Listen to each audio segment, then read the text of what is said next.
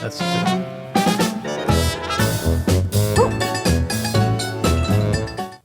Hey everybody, it is a Monday. Welcome back to Weather-weenies and welcome to a brand new month. Ryan, Breton and Alan Holt here with you, coming off not the best way to finish the month of May.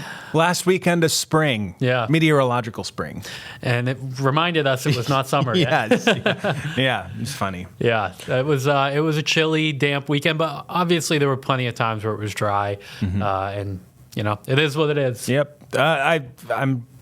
Do we have a picture of the shelf cloud in the computer? I don't have one in here, but... Well, whoever you follow on social, anyone from News Center, Maine, we all have, I think, images of it. It was really cool yesterday. I was here working, and the way the building's oriented, I couldn't see it, and it was right during the middle of the 6 o'clock news, so it's not like I could have even gone around the corner. But I ran to the fourth floor. Couldn't really see it. If I had a view to the west, maybe it would have been a little better. Yeah, it came in. Yeah, like we have no view of the north here. Yeah, really. I was trying to use the camera in South Portland, and I pointed it back to Portland. You should have just got your phone and the selfie stick and just like put it. I know around the corner. But yeah, that looked cool. And there was actually, which we started talking about on like Wednesday, I think, of last week on this show. Yeah. A lot of little small hail, and we've got one example. This is from Buckfield. Jason, if we can pop up the graphics, sent that in all the way from Bethel to Buckfield to Turner to New Gloucester to Westbrook. All these little reports of tiny hail. Small pea-sized hail. And that was a tribute to how low the freezing level was in the atmosphere. Saturday, obviously, very cold. And we were thinking it was as low as 2,000 feet up. Yeah, it got to like, I didn't check what it ended up being, but I know that, the top of Mount Washington got 6 inches. 6 inches. And then even like the lower elevations on Wildcat and Breton Woods and Loon. Any relation to you there? No, there's two T's. Oh, two T's. Okay. Yeah. What's the more common spelling? Depends. I think the 2T maybe, but there are a lot of Bretons with 1T in Maine. Interesting. Like the French Canadian is Breton 1T. I hear from like cousins in Waterville all the time. They're like, hey, are we related? No, I ask because Jess, her maiden name is Patterson, but with 1T. Oh, and most of the Pattersons are with 2T. Yeah. But they're 1T, and so she always has this, I'm a 1T Patterson. Yeah. So, usually people, if they're... it's not uncommon for them to misspell it with 2 T's, which is fine. Yeah. On the point of hail, though, we got a nice question from Brian. You mentioned small hail can be common this time of the year because of the cooler temperatures. Please explain how we get large hail when the temps are 80 and 90 degrees. Thanks very much, Brian. So we were talking about that the freezing level was lower. It's just easier to get hail when the air aloft is colder. Yeah. It's you don't need as strong of an updraft this time of year, with especially the weekend we just had, to throw water up into the freezing level. So the updraft's not strong, so the hail tends to be small and then fall out of the cloud, and there's not a whole lot of melting on that hailstone when it's chilly the way it was this past weekend. Yeah. Whereas like if it's 80 or 90 degrees, you can get hail, and it's often from a supercell thunderstorm. It's really sucking air up into it quickly, suspending the raindrops. They form into hail, and then you can get big hail when that updraft is really, really strong, and then the hail grows so big that it falls out. Yes, yeah. So. And it seems like up Maine, there's thunderstorms all the time in the summer. And it's clearly going to melt more on the way down when it's a lot warmer out. It's not like it was this past weekend. So there's a significant amount of melting that is happening on those hailstones. So you could still get pea-sized hail in the summertime. It's pretty rare that we get big hail. Yeah. Like anything bigger than golf balls would be a big That's deal. Huge. Here. That's damaging. Yeah, absolutely. And like to Brian's point, like Florida doesn't get hail very frequently. So warm. It's so warm, and usually the sea breeze thunderstorms they get aren't like big supercell thunderstorms with strong updrafts. So and humidity too can really melt quick. Like you can melt stuff. Like in Corpus Christi, for example. In November of last year, there was an episode where we had 3-inch hail. That was I remember that. It was right before you came yes. here. Yeah. But typically there, you're not getting a lot of hail because it's just such a warm column of air and it's really humid. You need to be like away from the coast, like West Texas, North Texas, or like Laredo to get the air's drier there too. Much drier. Yeah. But yeah, you can just get a little tiny low top thunderstorm when it's super cold. That's what I wanted. You triggered my memory, or my mind. These showers weren't terribly, like, I didn't look at the height. They weren't that tall. 30? Yeah. 40 maybe? If that. Whereas in the summer, you can get 50 to 60. Yeah, right. 55,000 feet up. Yeah. So you're getting in, you get a higher ceiling, but it also has to fall through a lot more warmth on the way down. Right. Anyway. So yeah, good question. Fascinating.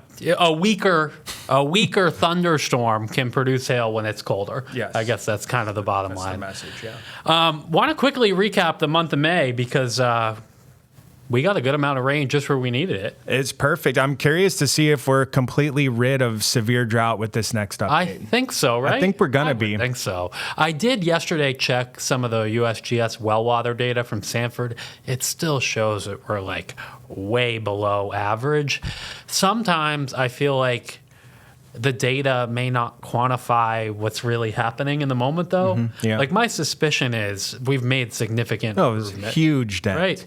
And not only that, but it's fallen, like you made the point in the winter, how we don't want a quick melting. We don't want a huge rain event, like, coupled with melting. Yeah. And we haven't had a huge episode, but we've had like 3 or 4 2 to 3 inches. Yeah, we made it on the top 10 list for wettest Mays, and the precipitation data in Portland goes back to 1871. Okay, so this is a big data. That's big. So they count the data from when the station was downtown for precipitation.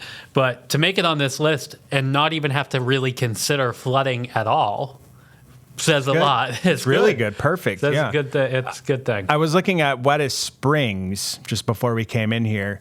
And last year and 2024 were both wetter than this spring. And last May was the 11th wettest May. Okay. So interesting. This is the spring precipitation. Not too far off average, really. But yeah, that's right. We were below average in March and April. So May was the first month May was above good. average. Yeah. It was a good spring. Yeah. I felt May especially was the one that, just delivered. I did get a lot of questions, not a lot, I got a few questions about the temperatures. Portland ended up like a half degree above average. Bangor almost a degree below average. I think the only reason Portland ended up with that half degree above average of those 2 days, the 92 on the 19th, the 89 on the 20th. Man. But if you take those out, I think I wonder if that 92 will be one of the top 10 hottest of the year. I think there's a good chance. Wow. I would think there's a interesting. Good chance. That's interesting. I did turn my AC on both of those days. Yeah. So, yeah. It is June 1st, and I did want to quickly mention, obviously, June 1st, the beginning of hurricane season, but it's also a big day in New England weather history in that 15 years ago today, there was an EF3 tornado in western Massachusetts. This formed around Springfield at about 4:15 in the afternoon and then tracked east 38 miles past I-84 and the Mass Pike, that interchange there around Sturbridge. And this was a satellite view of the scar. Mm-hmm. And that scar was visible. So this area here, you can kind of see I-84 on the map. This here is Sturbridge. The Mass Pike interchanges with I-84 there. Coming down the highway for about 7 or 8 years after, you could still see the scar. Now it's filled in considerably. But one of the biggest tornadoes in New England history, the only other one that really tops it is the Worcester tornado in 1953. There also was a Hamden, Connecticut tornado in, I believe, the 80s. It was a big one. But this was crazy. And actually, at the time, Todd Guttner was working at WBZ in Boston.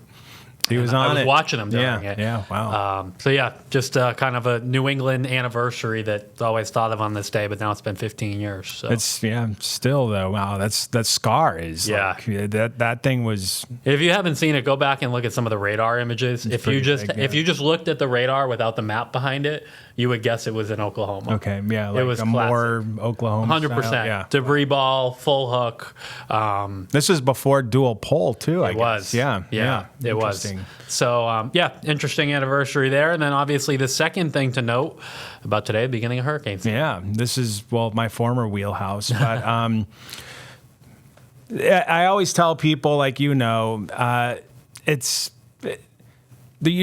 know where they're going until you have something tangibly there, and this year I would let my guard down a little bit during a strong El Nino for like the Western Gulf, because anywhere else it's like, who knows? All it takes is one storm. It just one hit, and it's like historically active for you, even if there's a below average number of them. Exactly. So, be interesting to see how it pans out. Fortunately, we could chat about all these other things because we got a great week ahead. I'm ready. It's awesome. Going to warm up. There could be like an isolated shower that pops up on the mid-coast or down east tomorrow, but I didn't put it on the icon here. Maybe even a little rumble of thunder, but it wouldn't be a big deal. And then we're headed for the 80s Thursday, Friday. The weekend looks like a front comes in on Saturday with a pretty good chance for showers, maybe some thunder. And then if that front keeps moving, we'll dry out on Sunday. We'll evaluate that as the week goes along. Whatever. I'm going to enjoy this week. Oh, it's going to be great. Yeah, it's going to be awesome. Yeah. Absolutely. All right. Thanks for being with us. We will see you back here tomorrow. weather-weenies at newscentermaine.com. If you have any questions, comments, Springfield tornado stories. I remember last year we heard from somebody. So let us know. We'll see you tomorrow.